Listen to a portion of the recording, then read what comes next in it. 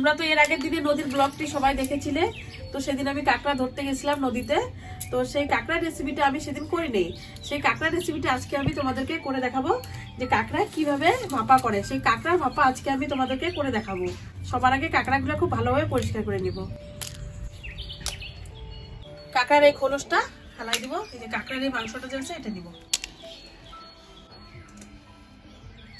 এটা হচ্ছে কাঁকড়ার ডান্ঠাগুলা, যেগুলো দিয়ে কামড় দেয়, সেই ডান্টাগুলা নিয়ে নিয়েছি। একটু থেতো করে দিলাম যাতে তেল মশলা ভালোভাবে ঢুকে যাবে।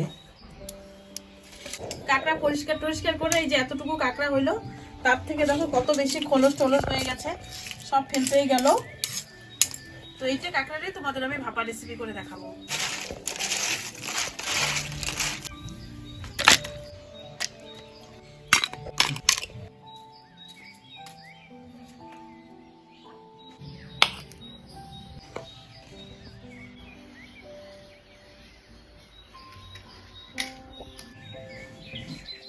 সবার প্রথমে আমি কড়াইতে দিয়ে দিব জল।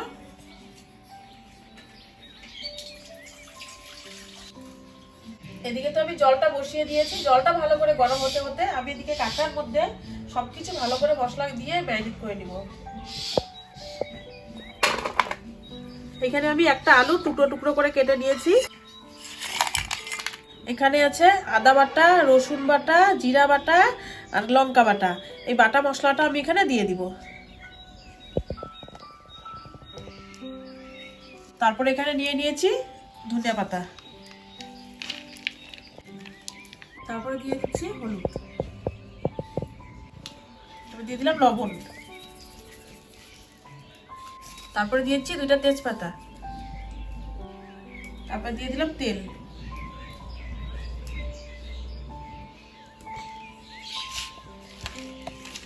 এটা খুব ভালো করে ম্যারিনেট করে নিব।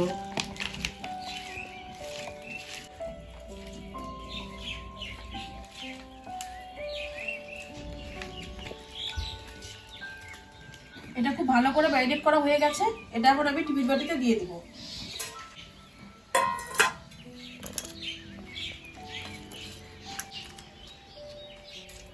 এখানে থালের মধ্যে আমি একটু জল দিয়ে দিলাম। এই থাল ধোয়া জলটাও আমি দিয়ে দিব।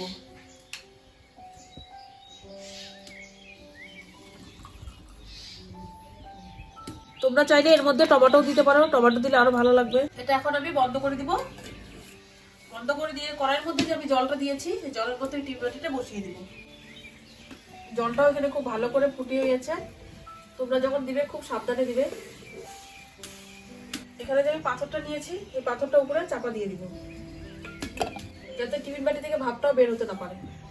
এটা এখন 20 মিনিটের মতো এখানে হতে থাকবে। 20 মিনিট পরে ফিরে আসছি।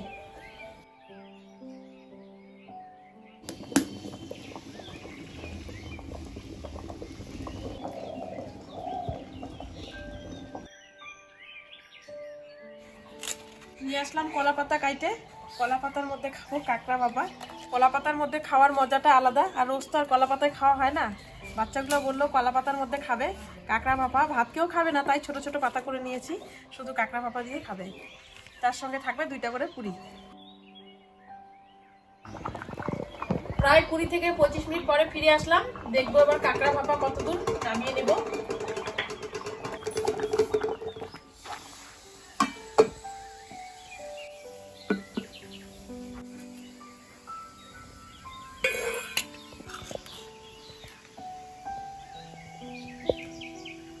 খুব সুন্দরভাবে আমাদের কাঁকড়া ভাপা হয়ে গেছে।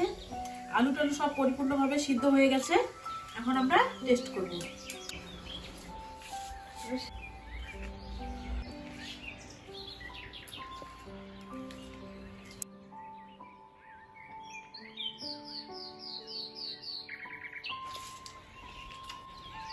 আমাদের তো খেতে ভালোই লাগতেছে। তোমরা ট্রাই করবে কাঁকড়ার ভাপা এভাবে করার। অবশ্যই তোমাদেরও ভালো লাগবে। তোমরা সবাই সুস্থ থাকবে, ভালো থাকবে। দেখা হচ্ছে পরের ভিডিওতে। টাটা।